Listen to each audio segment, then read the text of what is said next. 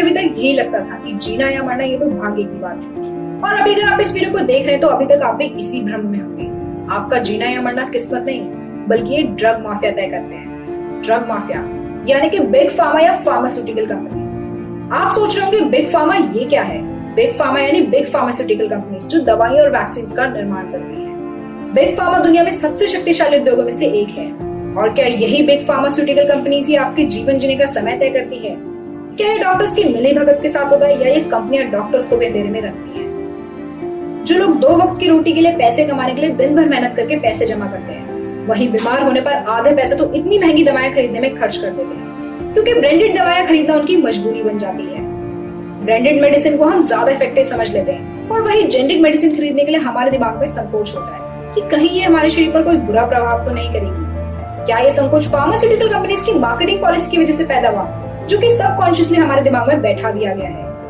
इस संकोच को दूर करने के लिए हम जान लेते हैं कि जेनेरिक मेडिसिन और ब्रांडेड मेडिसिन में क्या अंतर है। ब्रांडेड मेडिसिन फार्मास्यूटिकल कंपनियां काफी रिसर्च के बाद मेडिसिन और ड्रग का निर्माण करती हैं और उन दवाइयों के नाम बिग फार्मास खुद ही निर्धारित करती है। जब एक फार्मास्यूटिकल कंपनी किसी ड्रग का निर्माण करती है तो एक पेटेंट जारी किया जाता है, जिसमें कि कुछ सालों के अंतर्गत कोई भी मैन्युफैक्चरर सेम ड्रग का निर्माण नहीं कर सकता और फार्मास्यूटिकल कंपनियां दवाइयों को अधिक मात्रा में बेचकर प्रॉफिट कमाती है। जेनेरिक मेडिसिन और वहीं फार्मास्यूटिकल कंपनीज के पेटेंट की खत्म होने के बाद जेनेरिक मेडिसिन कंपनियां कम समय का पेटेंट जारी करवाकर दवाइयों का निर्माण करती हैं, जो कि सेम क्वालिटी, सुरक्षित और इफेक्टिव होती है, जो कि एक तरह से ब्रांडेड मेडिसिन की सेम केमिकल कॉपी होती है और इसकी इफेक्टिवनेस भी सेम होती है।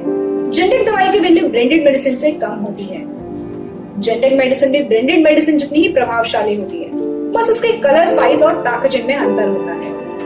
जस्ट फॉर एग्जांपल, कुछ जेनेरिक और ब्रांडेड मेडिसिन की कीमत में कितना अंतर है आइए देखते हैं। सिप्राफ्लॉक्सासिन ब्रांडेड वैल्यू 55 रुपए, वही जेनेरिक वैल्यू 11 रुपए 10 पैसे, लगभग 5 गुना का फर्क। डाइक्लोफेनेक लगभग 16 गुना का फर्क। Can you believe it? 16 गुना का फर्क। सीट्राजिन लगभग 15 गुना का फर्क। और ऐसे भी बहुत सारे मेडिसिन में प्राइस डिफरेंस है। डॉक्टर्स को हम भगवान का दूसरा रूप समझते हैं और वही कुछ डॉक्टर्स जाने अनजाने हमारी जान बचाने की बजाय हमें मौत के कुएं में धकेल रहे हैं। हिंदुस्तान टाइम्स की एक रिपोर्ट के मुताबिक भारत में 4892 डॉक्टर्स की एक सर्वे के बाद पता चला कि उनमें से 80% डॉक्टर्स मरीजों को 344 बैन ड्रग्स में से एक ड्रग प्रिस्क्राइब करते हुए पाए गए, जिनको यूनियन हेल्थ मिनिस्ट्री द्वारा बैन किया गया था। भारत में आमतौर पर बिकने वाला कोरेक्स कफ सिरप, जिसने फाइजर की 9 महीने के अंदर 176 करोड़ की सेल करी, उसके साइड इफेक्ट्स के चलते भी उसको सरकार ने बैन कर दिया। कोरेक्स कफ सिरप भी 344 ड्रग्स कॉम्बिनेशन में आता है, जिन्हें सरकार ने बैन किया हुआ है। एक और कफ सिरप फेंसिडिल भी भारत सरकार द्वारा बैन किया गया और पाया गया कि ये भारतीय कफ सिरप मार्केट का 1/3 हिस्सा है। फेंसिडिल भी अमेरिका से इंपोर्ट हुई दवाइयों में से था जो भारत में बिक रहा था। ये सभी दवाइयां सालों से कानूनी रूप से मार्केट में सेंट्रल गवर्नमेंट के अप्रूवल की बजाय अलग अलग राज्यों के नियामकों के अप्रूवल से मार्केट में आती थी। फार्मा कंपनी किस लेवल तक जा सकती है, यहाँ से आपको समझ आ जाएगा। फार्मा बॉय मार्टिन शक्रेली ने ज्यादा से ज्यादा प्रॉफिट अर्न करने के लिए मलेरिया में जीवन रक्षक ड्रग डेराप्रिम की वैल्यू रातों रात बढ़ा दी। जो पहले $13.50 में बेची जा रही थी, उसको 5000% बढ़ाकर $750 कर दिया। ऐसे में अमेरिका के लॉ मेकर्स, पेशेंट्स और डॉक्टर ने काफी आक्रोश दिखाया, उसका विरोध भी किया और शक्रेली को केवल प्रॉफिट कमाने से मतलब था। बिग फार्मा एक ऐसा सिस्टम जिनका मेन मोटिव केवल प्रॉफिट कमाना है। मार्टिन शक्रेली भी उसी से प्रेरित था। सरकार तय करती कि इन मेडिसिन की प्राइस क्या होगी, तो जवाब है नहीं। बिग फार्मास्यूटिकल कंपनीज अपनी मर्जी से ही ड्रग का प्राइस निर्धारित करती है। उनके पास पावर्स है कि वो अपनी मर्जी का प्राइस सेट करके उसमें फिर कोई फेरबदल नहीं किया जा सकता।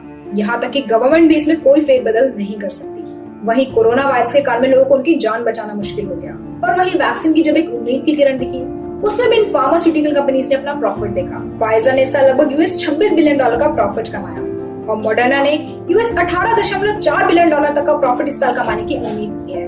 भारत में कोविशील्ड का निर्माण करने वाली सीरम इंस्टीट्यूट ऑफ इंडिया ने 41% तक का प्रॉफिट कमाया। सीरम इंस्टीट्यूट ऑफ इंडिया की टोटल इनकम 5446 करोड़ थी, जिसमें से उसे 2251 करोड़ का प्रॉफिट हुआ।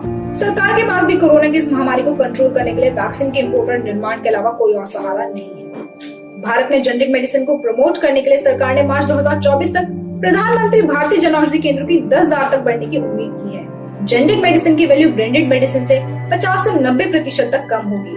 आपको क्या लगता है, क्या ये स्टेप काफी है या सरकार को कुछ और ठोस कदम उठाने की जरूरत है? आप अपनी राय हमें नीचे कमेंट बॉक्स में दे सकते हैं। इस वीडियो में फिलहाल इतना ही। अधिक जानकारी के लिए हमसे जुड़े रहिए और देखते रहिए मैं भारत। धन्यवाद।